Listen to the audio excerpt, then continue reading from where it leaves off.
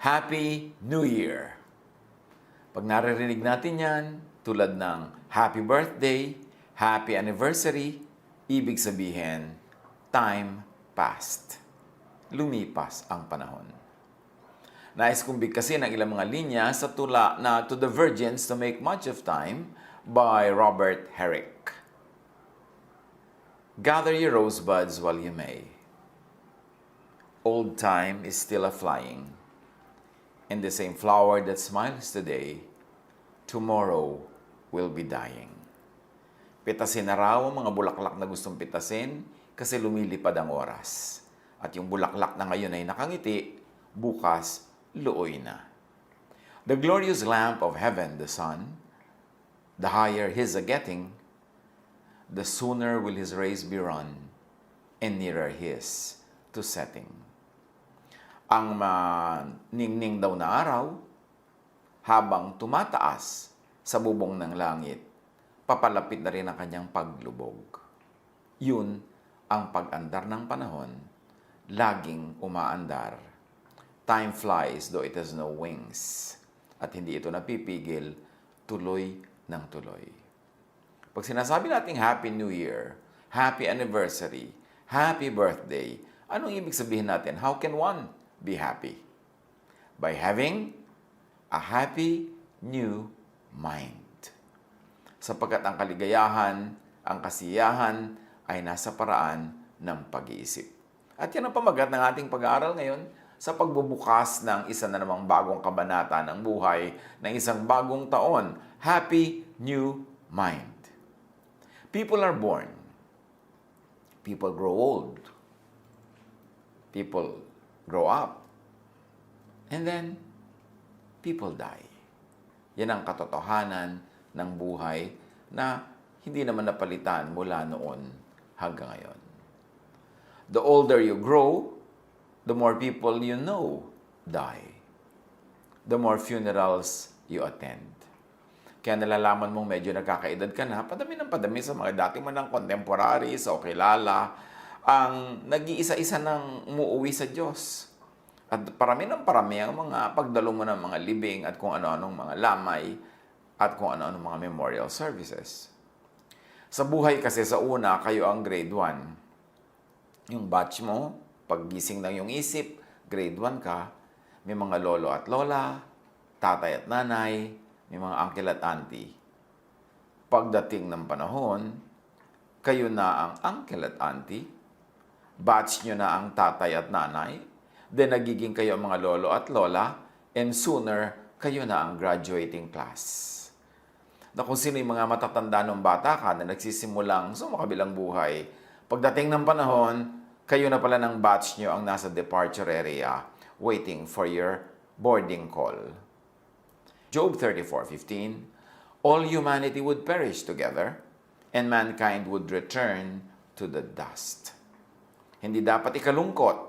Dapat nang unawain, tanggapin, at bigyan ng kahulugan. Ecclesiastes 3:20, all go to the same place. All come from dust, and to dust all return. Walang exemption. Kaya ikaw ay pharaoh ng Egypt, emperor ng Rome, o datu ka ng barangay, pare-pareho lang. Ecclesiastes 3:2, there's a time to be born, and a time to die. It's a fact of life. It is not something to be sad about or to mourn about. It is something to learn from. Knowing this, being conscious of this, should make us better, not bitter.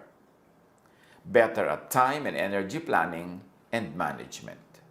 Kung tayo ay conscious na ang buhay ay may takdang simula at wakas, yung earthly life at least, dapat maging mahusay tayo sa time management kasi limited ang time natin. Mahusay tayo sa energy planning kasi limited ang ating energy. Time and energy, youth are consumable and none renewable. Psalm 90 verse 10, we live about 70 years or if we are strong, 80 years. But most of them are filled with hard work and pain. Then suddenly, the years are gone and we fly away. Yun daw ang buhay kung ikaw ay blessed na mabuhay ng isang full cycle, full life, 70 years.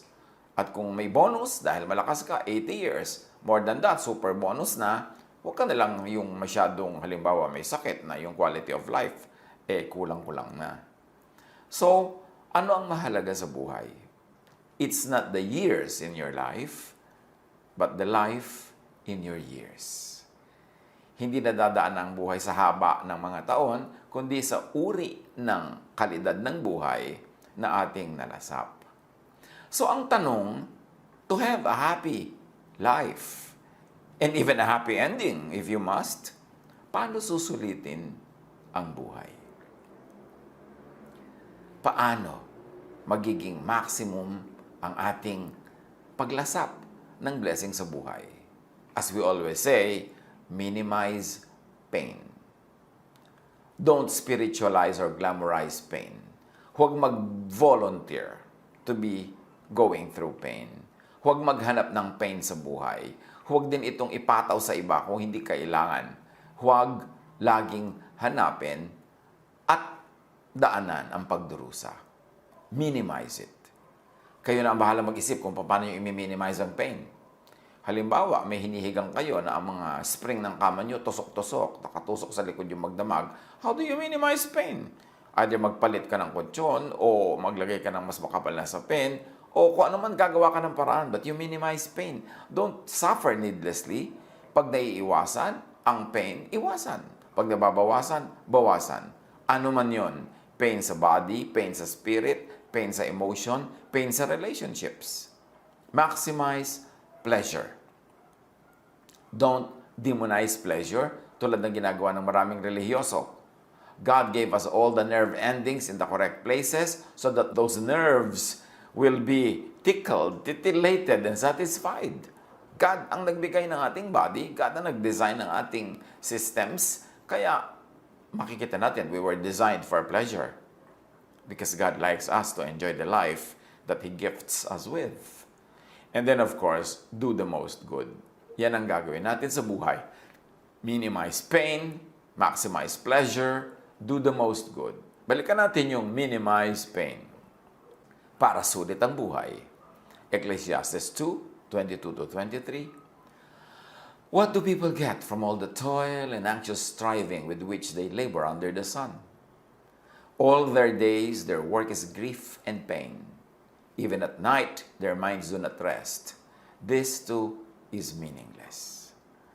May mga tao, hindi lang sila aware, hindi sila conscious, but they maximize pain, not minimize. Matutulog na lang sila, makikipag-away pa kung kanino through the phone or the internet. Di may baon-baon silang pain sa paghiga.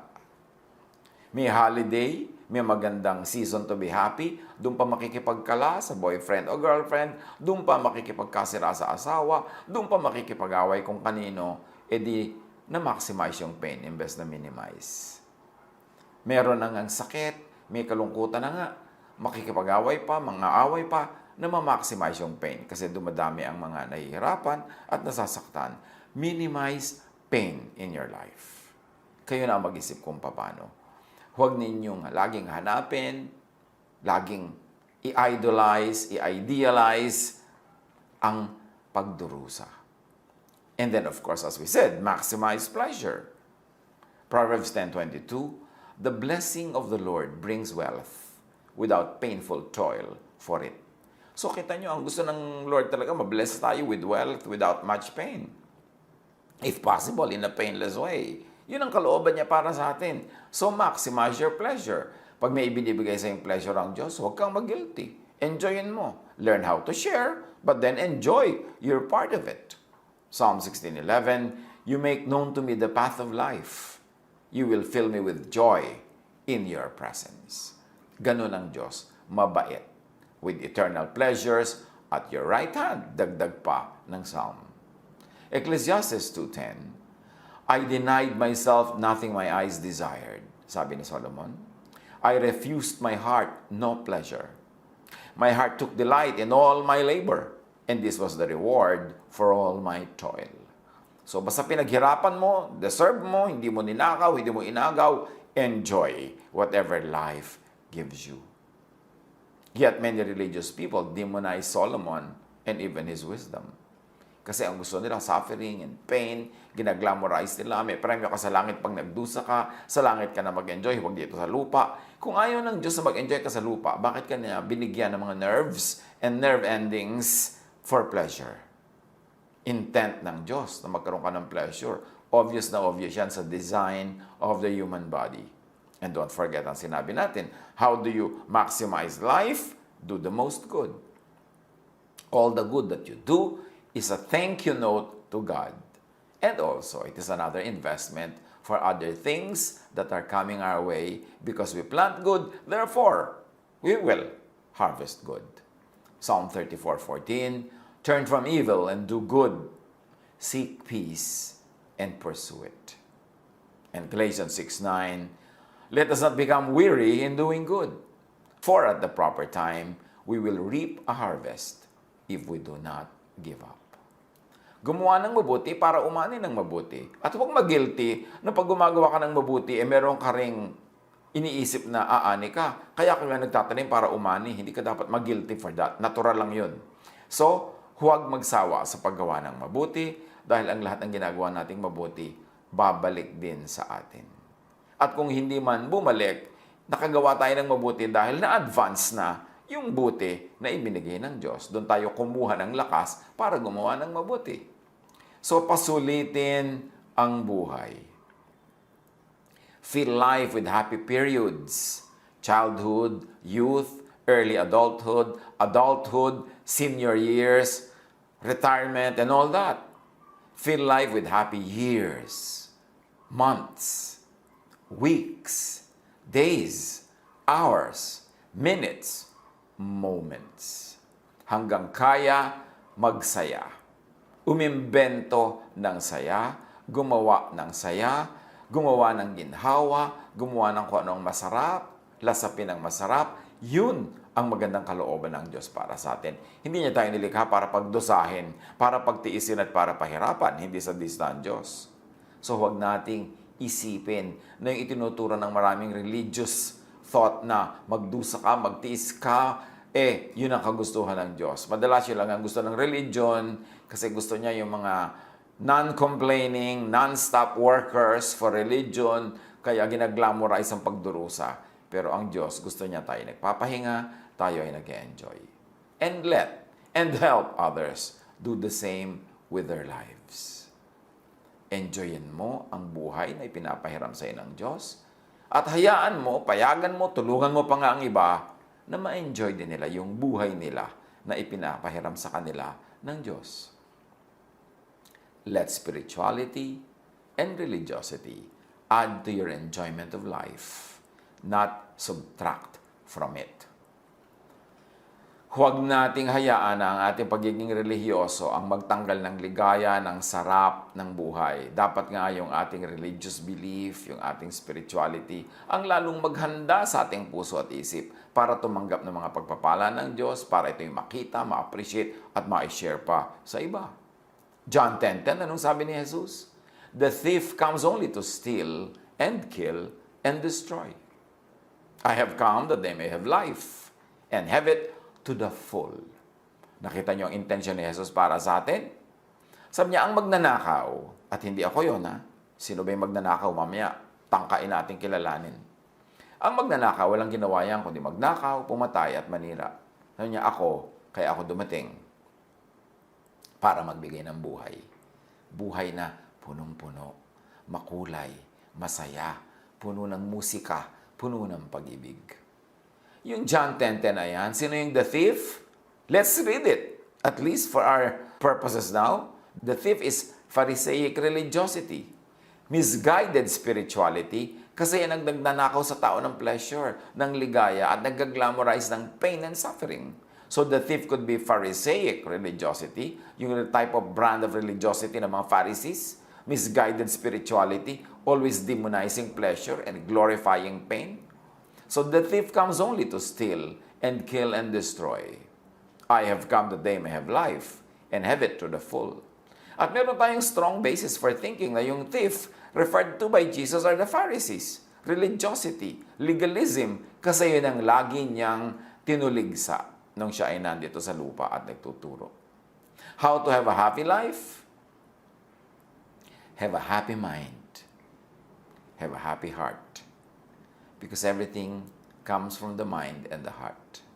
Ang ating pananaw, ang ating punto de vista, ang pagtingin natin sa mga bagay, pagpapakahulugan natin sa lahat-lahat ng bagay, nagmumula sa ating puso.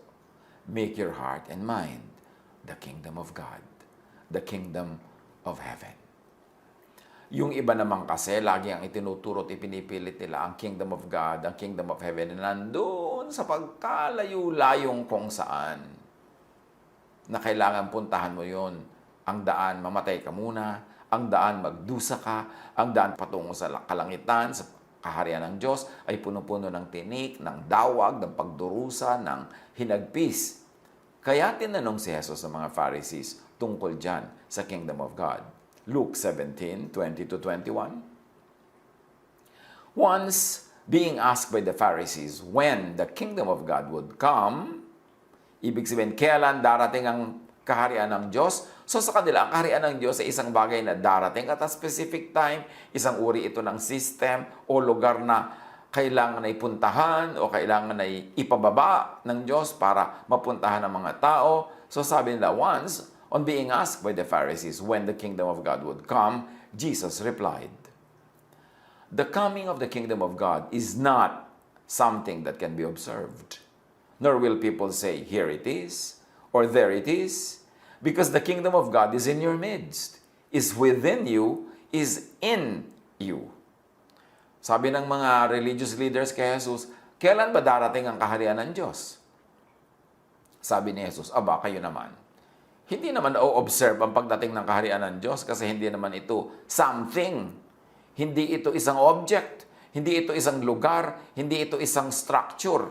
So, hindi mo ma-observe kung dumadating yan o hindi kasi invisible yan to the eyes, to the naked eyes.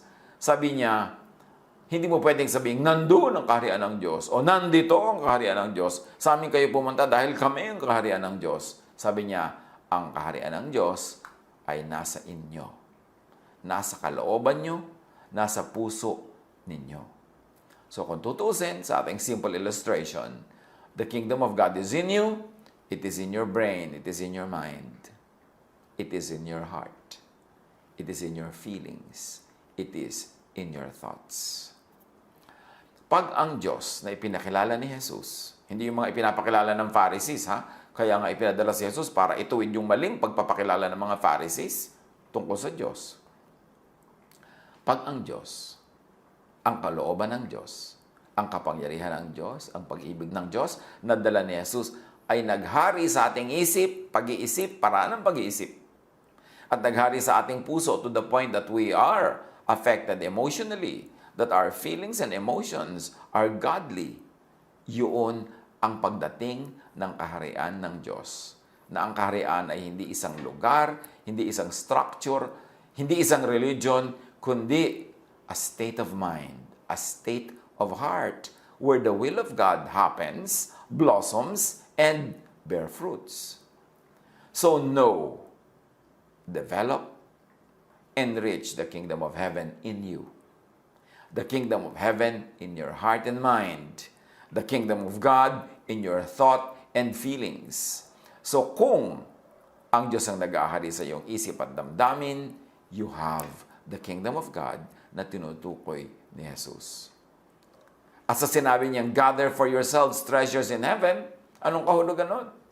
Again, ang pakahulugan ng maraming mga religious teachings, magdusa ka, treasure yan in heaven, doon ka mag-withdraw. Lahat ng pera mo, ihulog mo sa basket, at yan ay heaven ang pinaglalagyan mo ng pera mo, then babawi ka pagdating mo sa langit. Magtiis ka, maghirap, mag-sacrifice, magpakamartir para ka makapag-deposit ng kayamanan sa langit. Yun ang pakahulugan ng napakaraming religious teachings. Pero anong kahulugan ni Jesus dyan? Sabi niya sa Matthew 6:19-21, "Do not store up for yourselves treasures on earth, where moths and vermin destroy, and where thieves break in and steal. But store up for yourselves treasures in heaven, where moths and vermin do not destroy, and where thieves do not break in and steal. For where your treasure is, there your heart will be also." ang pakahulugan ng traditional religion dun sa treasures on earth, huwag ka daw magpayaman dito sa lupa, ibig sabihin, huwag ka mag-enjoy ng mga material things, huwag ka mag-enjoy ng mga material conveniences and comforts and pleasures, kundi ang lahat ng resources mo, lahat ng lakas mo, i-invest mo into heaven, meaning into religion. Ilagay mo daw lahat ng iyong time, treasure, and talent sa religion. Ilagay mo sa loob ng kung anumang religion yan. At yun ang kinoconsider nilang gathering up treasures in heaven. Pero, ano ba talaga yan? Sabi ni Jesus, do not store up for yourselves treasures on earth. Meaning, in the physical and material world, or in the world outside of you, where moths and vermin destroy, and where thieves break in and steal. So this can mean also material things. Na huwag mong ilagay lahat ang resources mo into material things, mga alahas, mga bahay, mga ganyan. Kasi pwede yung manakaw sa iyo, pwede yung mawala. Kasi nasa labas yan ang katawan mo, pwede yung maagaw ng iba. But store up for yourselves treasures in heaven. And if heaven is your mind or your heart, it means store up treasures for yourselves in your heart and mind, in your feelings and thought, in your spirit, inside you, where moths and vermin do not destroy, and where thieves do not break in and steal. For where your treasure is, there your heart will be also. In so many words, gather for yourselves treasures in heaven, meaning in your mind, in your thought, in your heart and feelings. Gather for yourselves treasures of thoughts and feelings that are heavenly, restful, peaceful, happy, contented, thankful, loving, forgiving, and accepting. In other words, kung mag-i-invest ka lang ng time, talent, and treasure sa mga bagay na nagbibigay ng kapayapaan sa iyong puso, nagbibigay sa iyo ng pahinga, nagtuturo sa iyo maging kontento, maging mapagpasalamat, maging maibigin, mapagpatawad, mapagtanggap sa kapwa. Kasi yun ang heaven. Yun ang kingdom of God. Yun ang mga katangian ng kingdom of God. Restful.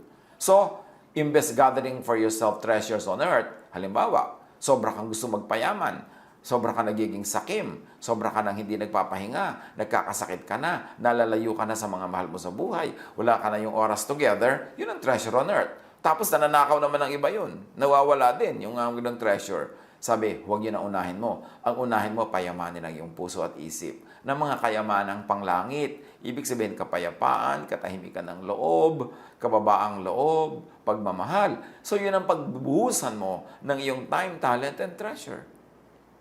Marami ka halimbawang oras, kaysa ubusin mo lang yan ang pagpapayaman, although hindi man masama kung nasa tamang lugar at oras lang. Pero, dapat marami kang oras sa pagpapayaman ng iyong puso at ang isip. Meaning, mag-invest ka in loving relationships. Magmahal ka. Payagan mong mahalin ka ng mga tao. Dapat marami kang oras na magpahinga. Kasi yung oras ng pahinga na nakakapagbulay-bulay ka, nare-restore ang iyong health, nakakapag-relax ka with your loved ones, kayamanan yon, treasure in heaven. Kesa yung pera, nakikitain mo sa pagpapagod, sa paglayo sa pamilya, sa pagpapahirap ng iyong katawan, treasure on earth lang yon. Pwede ka magkasakit, mabawi yun. Pwedeng manakaw yun ng iba. Pwedeng nag-invest ka ng nag-invest, tapos nalugi, nawala rin. So ang sinasabi ni Jesus, ang payamanin ninyo ay ang kaharian ng Diyos. At ang kaharian ng Diyos ay ang inyong puso, ang inyong isip. Ang pagpapayaman dyan ay ang pagpuno sa inyong buhay ng mga bagay na nakakapagpasaya, nakakapagpatahimik, nakakapagpakalma, nakakabigay ng kapahingahan at maraming pag-ibig. Gather for yourselves treasures in your heart, in your mind. Not treasures outside of your body. You may wear it on your body, but still outside your body, it can still be stolen. In other words, be rich in thoughts and feelings that are restful, not stressful.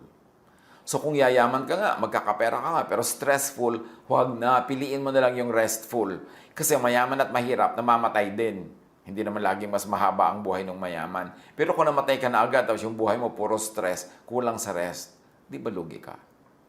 Matthew 11:28-30, signature mission ni Jesus and ministry. Come to me, all of you who are weary and burdened, and I will give you rest. Take my yoke upon you and learn from me. For I am gentle and humble in heart, and you will find rest for your souls.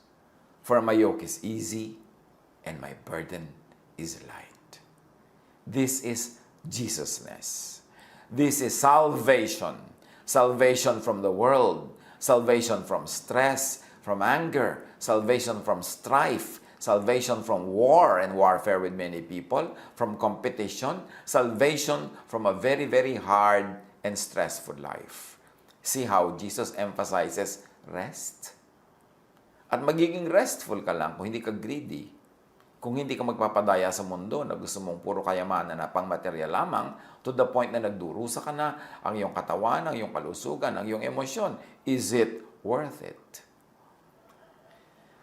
Marami kumisa nagtatanong sa akin, Tito, ang ganda po ng trabaho ko, ang laki ng sweldo, pero maloloka na po ako sa stress. O kaya masisiraan na po ako ng ulo sa intriga, sa dami ng gulo. Ano pong gagawin ko? Anong gagawin mo? Di umalis ka sa trabaho na yan, aanin mo yan, dami-daming pera, stress ka naman. Ang mahalaga, kumikita ka lang enough para mabuhay ka ng tahimik, ng may konting man lang kahit konting kasaganaan, ginhawa. Pero yung ang dami-dami mong perang nadadagdag sa kita mo, pero ang bayad naman, yung nasisira ang iyong puso, nasisira ang iyong kalusugan, nasisira ang relationship mo sa mga workmates, sa competition, and even with family, it's not worth it. Ang payamanin mo is the kingdom of God in you, your heart and your mind. Not your pocket. Kasi pinayaman mo yung pocket mo, napipila siya, nadudukutan, nawawala yung laman yan. Pero yung nasa loob ng puso mo, sinong pwedeng numakaw nun? Yun ang kingdom of God. Be rich in thoughts and feelings that are peaceful. John 16:33, I have told you these things, so that in me you may have peace. In this world you will have trouble, but take heart. I have overcome the world. How did Jesus overcome the world? The law condemns, but the love of Jesus overcomes the law. Jesusness saves and gives peace. Jesusness does not save only from hell. Jesusness also saves from a religion that makes your life like hell. Jesusness saves from Phariseeism, from legalism, from condemnation and judgment. And only in Jesusness can you find real rest and peace. John 14:27, I leave you peace. It is my own peace I give you. I give you peace in a different way than the world does. So don't be troubled. Don't be afraid. Paano mo susulitin ang buhay?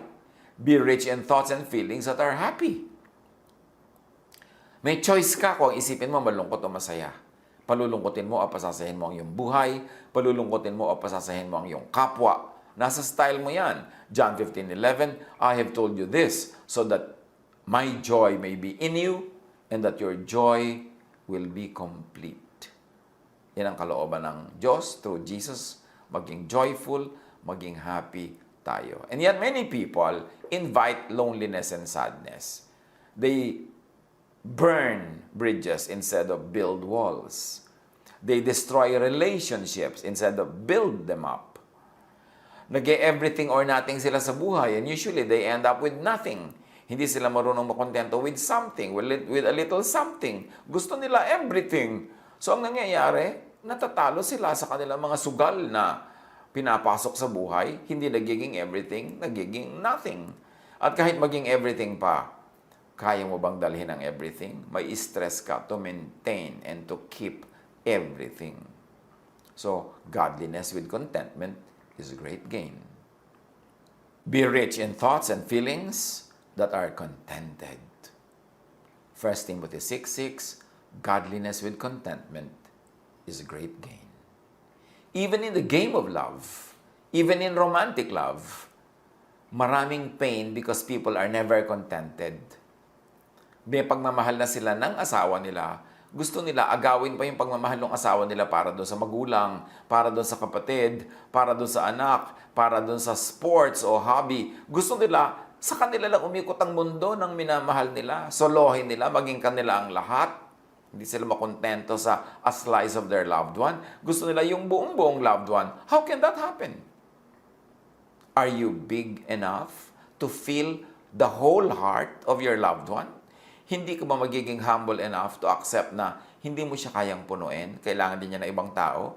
Na kahit mahal mo siya, asawa mo siya, kailangan din niya yung kanyang magulang, yung kanyang kapatid, yung kanyang mga kaibigan, kailangan din niya yung mga iba pang bagay, mga libangan niya, mga interest niya sa buhay. Hindi sa iyo na lang iikot ang buong mundo niya. It's impossible. It is not sustainable. Kaya marami naghihiwalay ng mga mamahalan kasi gusto mo suluhin mo siya. Ayaw mo siyang i-share. Meron lang tayong kanya-kanyang share, kanya-kanyang slices sa puso ng mga minamahal natin.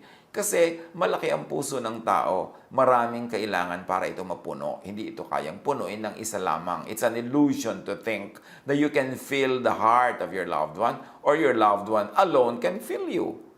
Kasi pag ginawa mong your loved one alone will fill you, mapapagod siya, ka-fill sa'yo. Kasi lagi kang kulang, lagi kang nagdedemand, lagi kang naghahanap. Learn to be contented even in the game of love para tahimik ang buhay. Be rich in thoughts and feelings that are thankful, grateful. Luke 17:16, he threw himself at Jesus' feet and thanked him. And he was a Samaritan. Yun yung pinagaling ni Jesus. Yung mga Jew hindi nga nagpasalamat. Parang feeling nila, well, dapat lang kami pagalingin kasi Jewish kami. Meron silang sense of entitlement. 2 Corinthians 4:15, all this is for your benefit, so that the grace that is reaching more and more people may cause thanksgiving to overflow to the glory of God. Ang taong liligaya, ang puso na magiging kingdom of God ay isang pusong mapagpasalamat. Be rich in thoughts and feelings that are loving, forgiving, accepting. Galatians 5:22, but the fruit of the Spirit is love, joy, peace, forbearance, kindness, goodness, faithfulness. Ito ang idinudulot sa isang puso na pinaghaharian ng Diyos. Sa isang puso na munting langit at kalangitan kasi Diyos ang nag-ahari doon. Luke 10:27, he answered, love the Lord your God with all your heart and with all your soul and with all your strength and with all your mind. And love your neighbor as yourself. Ang pag-ibig sa kapwa, ang pagpapatawad, ang walang patakarang pagtanggap, yan ang susi sa isang buhay na malalangit. Yan ang susi para ang ating puso, ang ating isip, ay maging munting langit na pinaghaharian ng Diyos. Romans 15:7, accept one another then, just as Christ accepted you, in order to bring praise to God. You know why many people are sad? Because they reject others rather than accept them. Especially kung nire-reject mo sarili mong magulang, sarili mong anak, sarili mong asawa, sarili mong kapatid, sarili mong kaibigan, kapitbahay kaya, reject ang ginagawa natin, so nagiging hell ang ating puso at ang ating isip imbes maging heaven. Being rich in thoughts and feelings is heaven on earth. Ang tao na mayaman ang kanyang puso, ang kanyang isip, ang kanyang damdamin sa kapayapaan, sa katahimikan, sa pag-ibig, ay nasa langit. Dahil nasa kanya ang langit. The kingdom of heaven, the kingdom of God is in you, within you, in your midst. Matthew 6:10, ang prayer na itinuro ni Jesus, hindi yung dalin mo po kami sa langit. No. Ang turo niya, ito daw ay pag-pray natin, your kingdom, O God, come. Your will be done on earth as it is in heaven. So kung natutupad sa puso, sa isip, sa damdamin natin ang kalooban ng Diyos, bumaba na ang kaharian ng Diyos sa atin, nasa atin ang puso at nasa ating isip. Being rich in thoughts and feelings means sulit na panahon. It also means sulit na buhay. Yun ang ibig sabihin na mabuhay. Kaya sikapin natin na taon, taon-taon, buwan-buwan, linggo-linggo, araw-araw, oras-oras, minuto, meron tayo sa ating puso ng rest, ng peace, ng love, ng relaxation, ng happiness, ng enjoyment. Dahil yon ang nagbibigay ng malalangit na buhay sa atin. Umiksi man o humaba ang ating numerical life, ang number of years, it is the quality of our minutes, of our seconds, of our moments that really matter. Ecclesiastes 11:9, you who are young, be happy while you are young, and let your heart give you joy in the days of your youth. Follow the ways of your heart, and whatever your eyes see. So, habang bata ka daw, samantalahin mo yan. Magpakaligaya ka, magpakasaya ka. But know that for all these things, God will bring you into judgment. Ibig sabihin, huwag kang mag-abuso.